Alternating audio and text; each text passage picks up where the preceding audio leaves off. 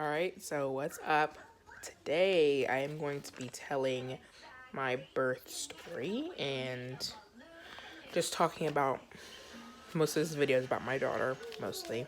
And so um it's really weird because oh Lord, gosh, me and her father, we broke up in December of 17 in December, and then I found out I was pregnant in January. I still remember the day we conceived her. I'm pretty sure that's the day. But anyway, off topic, sort of. Yeah, my pregnancy, it was not that bad. I would say it was insufferable just because I had heartburn and like indigestion every single day after the third month. The first 3 months obviously is very uncomfortable because it's like I was throwing up every morning. I wasn't even able to work because this is just something else that I have planned for a video, but I was unemployed when I found out I was pregnant. I was unemployed at the time, and I immediately started trying to find work, but once I started getting sick every morning, I was like, I can't deal with this at a job. Like, I can't be running from my desk to go to the bathroom to throw up every morning, so I held off on getting a job until March. And luckily, by the time I started working in March, I had stopped getting sick every day. So that was good. And I worked. It was so funny because now that I think back on it, I worked all the way up until I think the 6th month without people knowing that I was pregnant. Like, they never even noticed. They didn't really notice after that, but they knew that I was pregnant because I told them.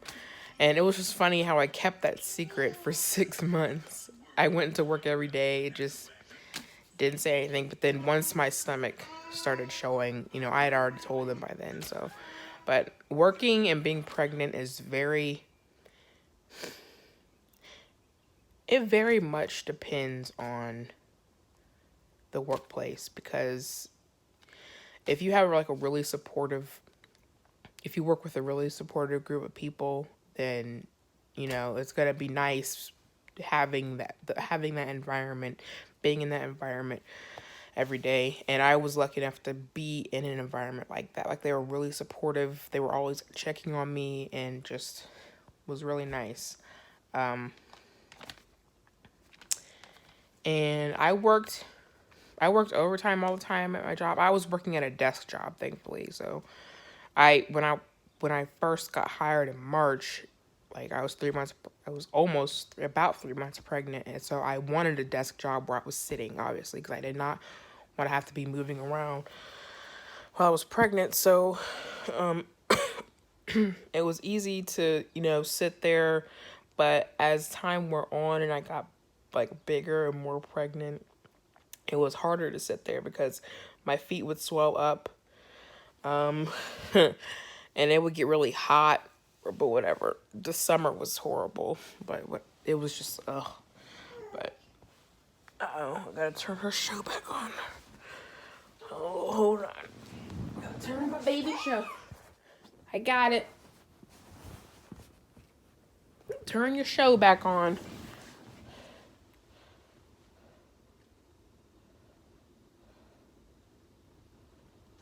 There you go, boo. But anyway, it was really hard last summer because it was hot as shit. But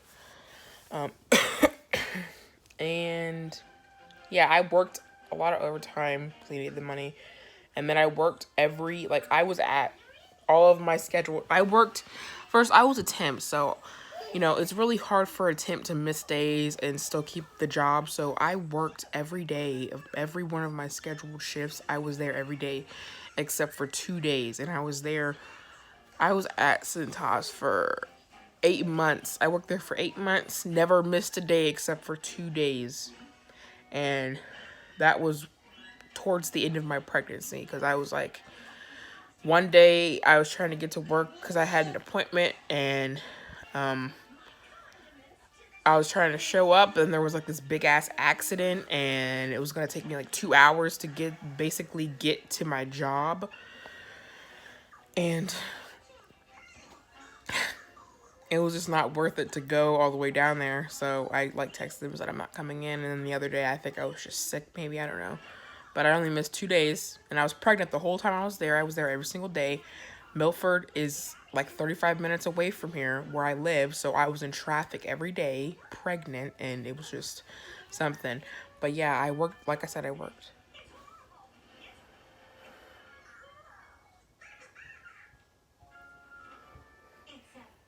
Sorry, I thought I heard something. But yeah, I worked every single day.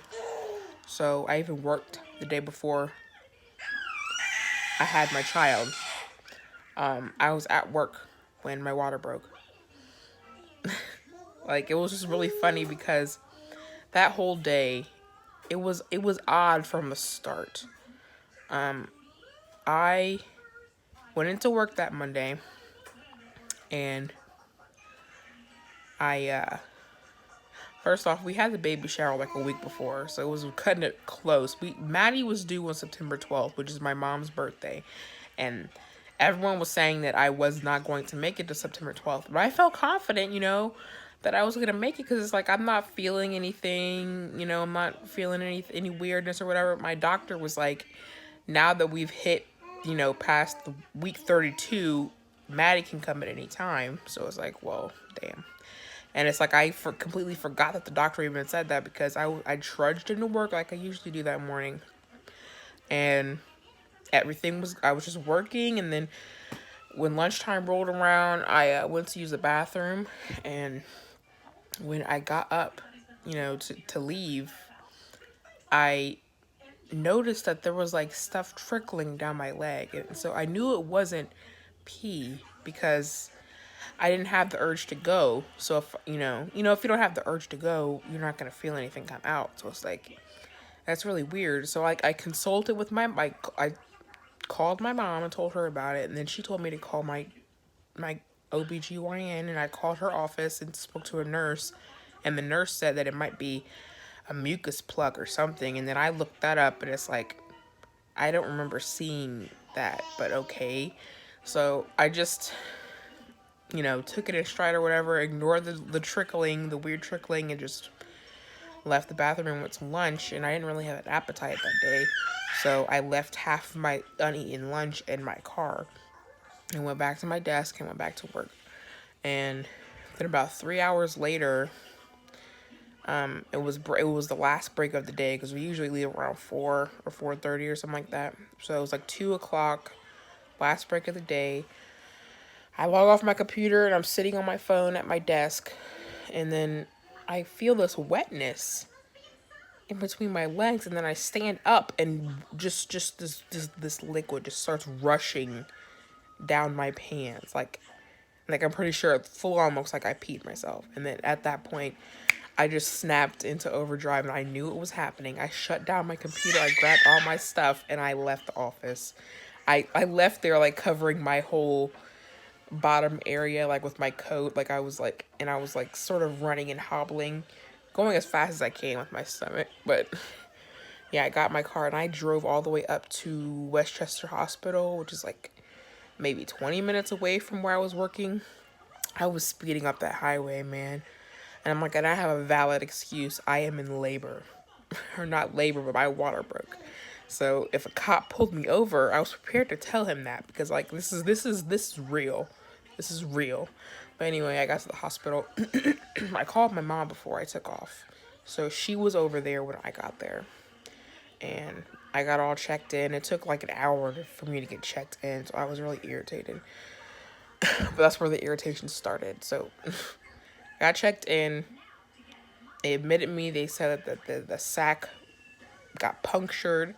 So I was officially in the pre-stages of like giving birth. And so I changed into that stupid gown. They told me I couldn't eat anything until I had the baby.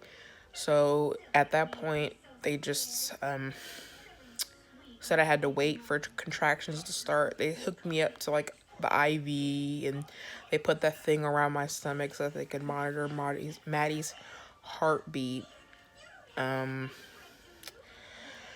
then they just kept checking to see if I was how far I was dilated, and I wasn't dilating much. I was like half a centimeter or something like that for like the longest time. And then around midnight, when I still had not started contracting, like I was just sitting there like I didn't feel anything. And then they checked, and I was like, what, maybe a centimeter and a half or 2 centimeters dilated. So then they started the Pitocin, and a little after midnight, and then maybe 20 minutes later, I started feeling contractions. And those kick your ass, man. Oh my God. My Aunt Vivian, I want to say that she was there. She showed up the day I got checked in, and then left and went home at some time at night. My mom stayed there with me. I'm pretty sure Mom stayed there overnight for the first night. Yeah, she stayed there overnight because she didn't want to miss the baby being born if she came overnight. But they had told me when they started the Pitocin that Maddie was not going to be born probably until later on that day or the next day. And they started the Pitocin at maybe like a little after midnight on August 21st. And Maddie's birthday is August 21st. But so she was born later that day. But getting ahead of the story, I fall asleep at like 1, and I was just trying so hard to fall asleep so I can get away from the pain. And it was nice to get that sleep because I did fall asleep, and I don't know, I don't remember how long I slept, but I woke up in the morning maybe, and I was just hungry, bro, because I had not eaten. I didn't eat the day before because I didn't eat all of my lunch, and I don't typically eat breakfast. So I really had not eaten since the 19th of August, and this is now the 21st, and so I'm hungry. I'm going through a lot of pain, and people keep touching me, and the nurses, they keep messing with me. And then I think around 11, they checked, see how far dilated I was, and I was like at 10 centimeters. Like I had jumped up quite a bit. So they knew that Maddie was gonna come soon. So then they rolled in the, what is it? That pain stuff. What is that? They rolled in the epidural, and I had to sit still for that. The nurse was really reassuring. The guy who did it was really nice. I got that, and then after that, I barely felt the contractions after the epidural. Like I barely felt them, and it was great to get that relief, man. But and then Maddie, I felt the urge to push, maybe around 3 o'clock or so. I don't know. I'm only saying that because Maddie was born at exactly 3:15, and I swear I was not pushing for that long. Like her birth literally took like 5 or 10 minutes. Like it was short, and I felt zero pain. I felt her coming out. It was like pooping. That's what it felt like. But I felt her coming out. I didn't feel any pain. The doctor was in an emergency C-section, like right before coming in to give birth to Maddie. So she was I had to hold it per se until she got in there. And yeah, everything went fine. I got all stitched up. Like we stayed in the hospital for 2 days. Maddie was 5 pounds and 7 ounces. No, 5 pounds and 9 ounces. If she was 2 ounces less, she would have had to stay in the NICU. So she was 5 pounds, 9 ounces. She was born 3 weeks early. And so that's why she was so little. And it was great. Those 2 days we spent in the hospital together were probably some of my favorite moments. Because that was like when we first met and we were bonding. It was great. And Joe came to the hospital. He brought me cookies from Insomnia. It was awesome. He stayed there for like 8 hours. Then he had to go back to work in Columbus. And it was just great. Her name is Madison Chimamanda Ina. She's half Nigerian because Joe is Nigerian, so that's my girl. She is now going to be 8 months. You could probably hear her in the background. She's going to be 8 months on Sunday. Time flew. It really did. But I love her so much, and just I do everything that I'm doing is for her. Being a mom is great. Like, nothing can top this for me. Like, I peaked at the age of 25 years old because that's how old I was when I gave birth to Maddie. Like, anything that I do from this point forward is not gonna top becoming a mother, and that's just real.